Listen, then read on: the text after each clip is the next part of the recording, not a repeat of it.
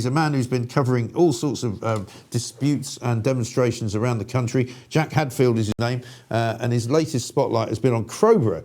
You might have seen yesterday, we spoke to Howard Cox, who was down at the demonstration, which had about, I think, 5,000 people in attendance in pretty miserable conditions. So the people of Crowborough are really, really upset and not happy about the fact that the government has housed a load of illegal migrants in a former military camp down there, and with hundreds more to come. Jack, a very good morning to you. Welcome.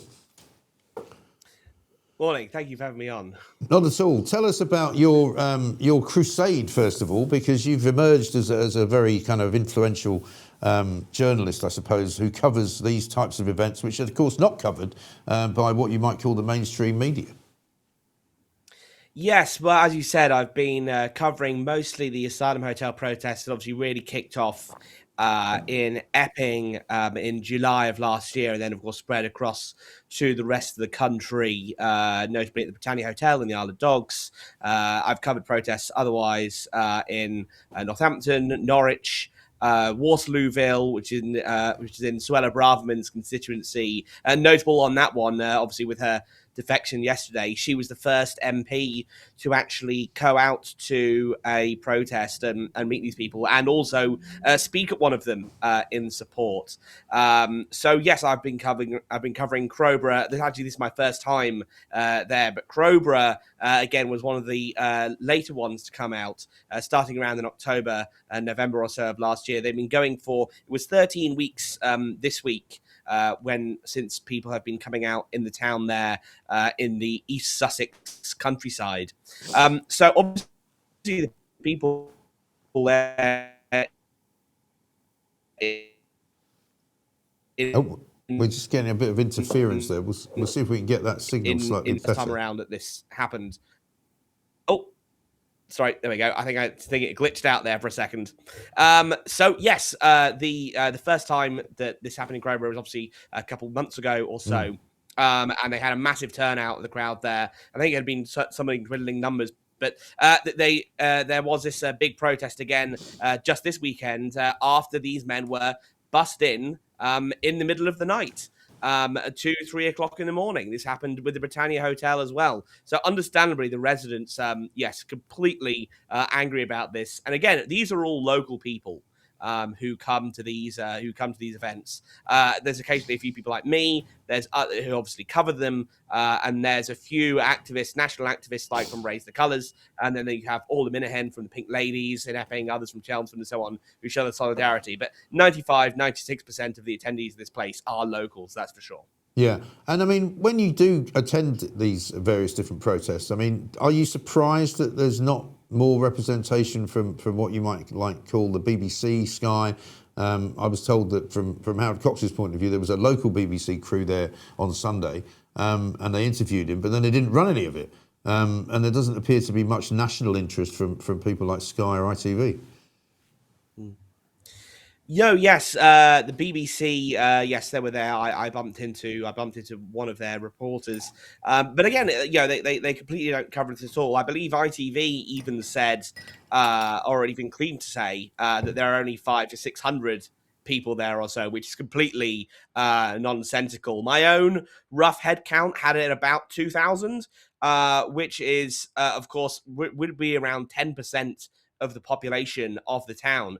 And of course, if 10% of the Greater London area came out, that's 1 million people on the streets. So, you can see proportionally, just how much this actually matters. When you have 10% of the population of anywhere absolutely activated and coming out on the streets about this issue, then that really just goes to show, how much the government has been annoyed by this. But I've not been surprised by the media's coverage of this at all. I mean, GB News have been pretty good, but they can't be everywhere. But Alex Armstrong, for example, I've seen him around at a few of the protests quite a few times. Jack Carson, and they've been covering it, but really nobody else has done. I think because now it's sort of for now, the protests have generally been moved out of the zeitgeist, unlike when they were at their peak in the summer of last year. Then the media, because of that, the media can kind of wave their hands and go, oh, it's just kind of a normal thing that happens now. It's no longer news. It's just kind of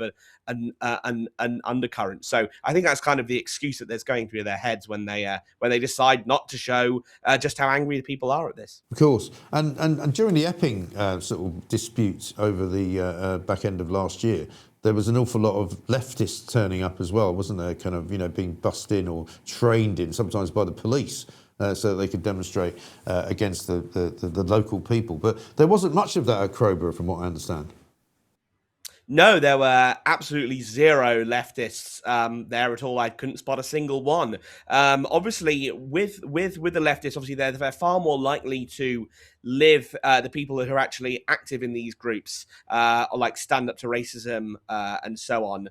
Of course, live in the urban cores like London, Birmingham, Manchester, etc. So obviously, in the centre of these towns and the centre of these cities, you're likely to get protests, which is why I think one of the hotels that they picketed the most was the Britannia Hotel in the Isle of Dogs. Of course, very easy for them to get there.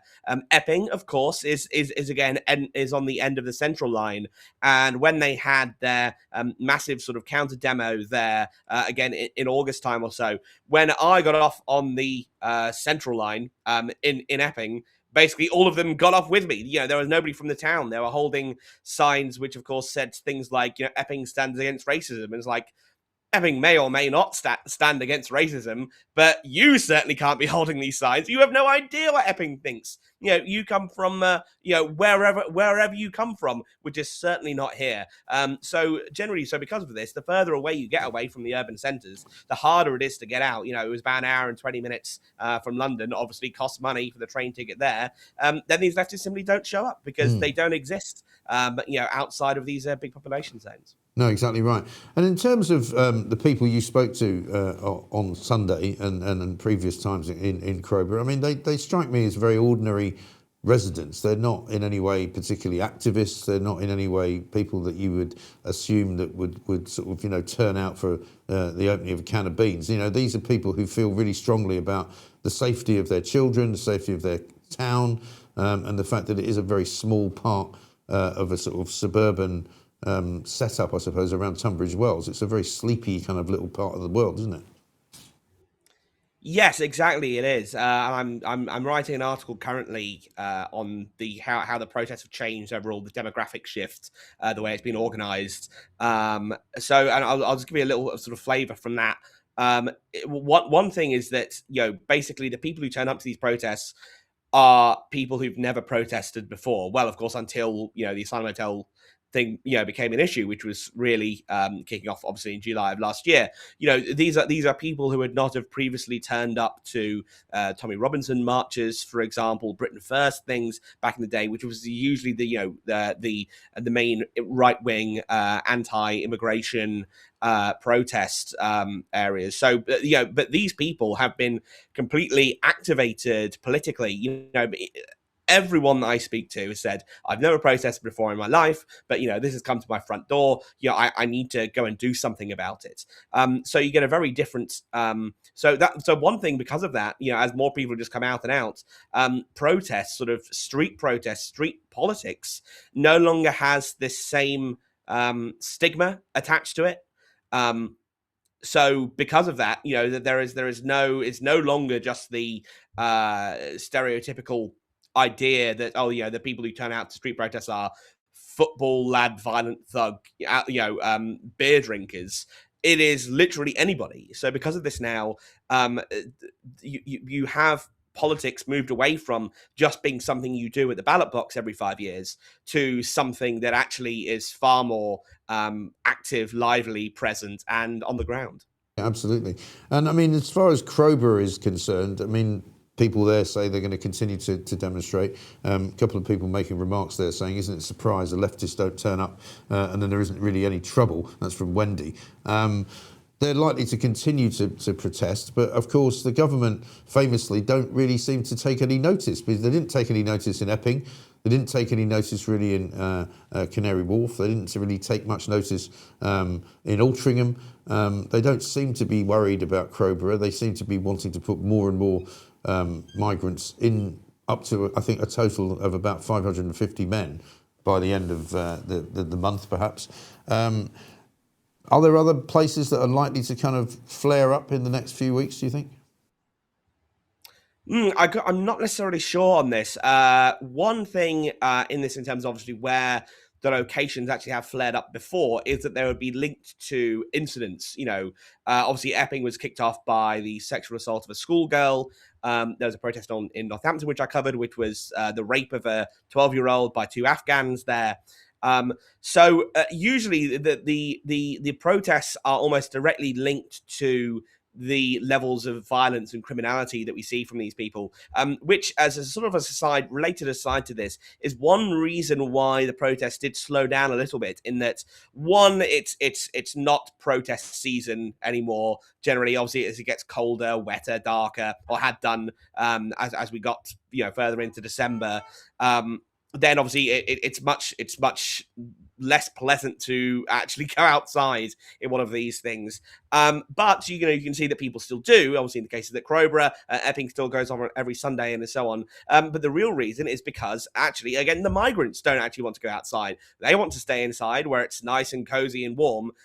But as the weather gets better, they'll be outside again, which means that rapes, sexual assaults, robberies, murder again may take place. So you're going to see more of these protests pop up as the weather gets better, as the migrants do get more active. So I don't know where these places will be, but I can guarantee you there will be more of them. Yeah, and as we know already, I think from last week's figures, there were approaching 1,000 more migrants who had come illegally on small boats since the beginning of January. I don't know what the figure's going to be by the end of January, but it will probably be over 1,000. They've all presumably been put into a hotel somewhere, despite what Shabana Mahmood says. They're still being put in hotels. She says that, putting them into these army camps is the answer. But there's not enough of them, are there? No, exactly. There obviously aren't enough of these disused military bases, in order to house these people. Something like a military camp, in that it's further away from a population centre, and obviously more like a prison, would be, more appropriate for these people. But again, like the problem is not that they're in Crowborough right now. The problem is that they're allowed to be in the community. That's why it doesn't make a difference whether they're in an HMO, a hotel, or a former military base. Actually, difference in the HMO actually is that you don't know where they are. So actually, it's even worse. Whereas with the hotels and the military bases, you at least know where they are to begin with. You can avoid those areas. But the problem is when they're let out into the community. That's when these incidents happen. And I asked basically everybody I spoke to at Crowborough said, if these people were completely locked in, like a prison, would that make a difference to you? And everybody said that it would, because it would just be like having a prison in your backyard. Not exactly unpleasant, but the risk of crime isn't absolutely through the roof like it is for these locations. But of course, because of the ECHR, other human rights legislation, you end up with a case where you can't technically detain these people because they technically aren't prisoners. They have human rights, etc., and so on, as they're asylum seekers. So while they're here, really what we should do is we have to leave the ECHR, of course. We have to scrap so many other human rights legislation. So when they come over in a small boat, they come here, they go into some sort of prison, again, far away from other people, which we can build if we need to, and then just use them for normal prisons afterwards, I suppose. And then pretty much deport them straight away, because it doesn't matter where they are. It's the fact that they're here in the community, committing these terrible crimes. So, I'm someone who thinks that if you come across in a boat, if you come across illegally, I don't care about your quote unquote asylum claim. You should have no right to be in this country at all. No, indeed. Jack, great work that you're doing, and keep it up, because I'm sure that lots of people are really appreciative of it, and we shall continue to get you on this show from time to time to get updates. Jack Hadfield there, independent journalist who's been down at Crowborough this past weekend, and will no doubt be down there again as more and more people come out in opposition to the imposition, if you like, of these migrants who are being put into a disused army camp in the Crowborough area, which nobody wants. And as he said, people who are asked the question would say, yeah, of course, what we'd like is for the migrants to be somehow securely detained. If you're going to put them in there, you know, they can't be allowed to wander about freely. That's simply not on. Nice super chat from LTL2405. Thank you very much indeed for that. Lots more of you have sent in some voice notes as well. We may try and play some of those out. The latest on the Name the Band of the centre-right. We've got this latest update from Charlotte. Herman and the Herberts, 8%. I quite like that one, actually. Wet, 16%.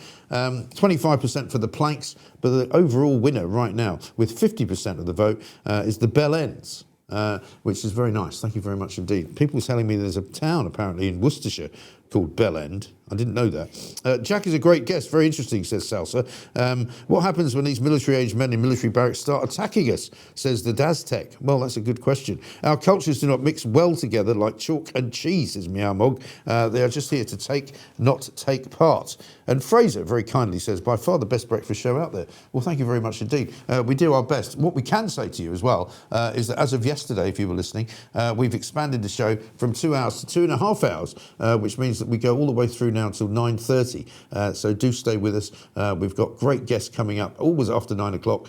We used to call it the after show. It's now part of the show. And you can find us, of course, on the YouTube channel. Please like it. Please subscribe to it. We've gone up to 126,000 today as we speak on the subscriber front, which is great. One from Cookie who says, imagine putting all those illegals in Crowborough and they got on great with the locals, no crime, etc. They move them to tomorrow. ASAP. Starmer's made enough money, says Disgruntled, he can pay for the scrapping of Rwanda. Well, indeed. And 11 Wood says, what happened to the one in, one out fiasco? How many have they sent back? It's gone really quiet just lately. Well, isn't that interesting? Because I'll tell you what's happened to it, is it was never one in, one out. It was one in, one out, 17 others in, and none out. So, in fact, it was nothing to do with one in, one out. All we keep hearing from Shabana Mahmood is the same figure that they've given out for basically now a year and a half on how many people have been deported. They call it 50,000. It's not really, because they've only really deported a few thousand. All of them have gone home pretty much with money in their pockets, which we've given them, and they've gone home voluntarily. Phil says they are not asylum seekers, they are illegal migrants, illegal immigrants rather, and have committed a crime by trying to enter the United Kingdom. Yes. Hi, Mike, says John. Great that you've extended the show. Great guest. Best show ever. Common sense at last. Good for you, Jack, says Alan. I refuse to listen to anything about the Beckhams. It's just nonsense. Great work, Mike. We won't want to look at the front page of The Sun today. It says 1 week after Brooklyn's blast, the Beckhams step out in a show of solidarity. It is Clan United. Lots of other big stories on the front pages, including the backlash for the Tories after they suggested that Suella Braverman was suffering from some kind of mental health problem, whether it was some kind of mental breakdown. Tories weaponised mental health claim on defector Braverman.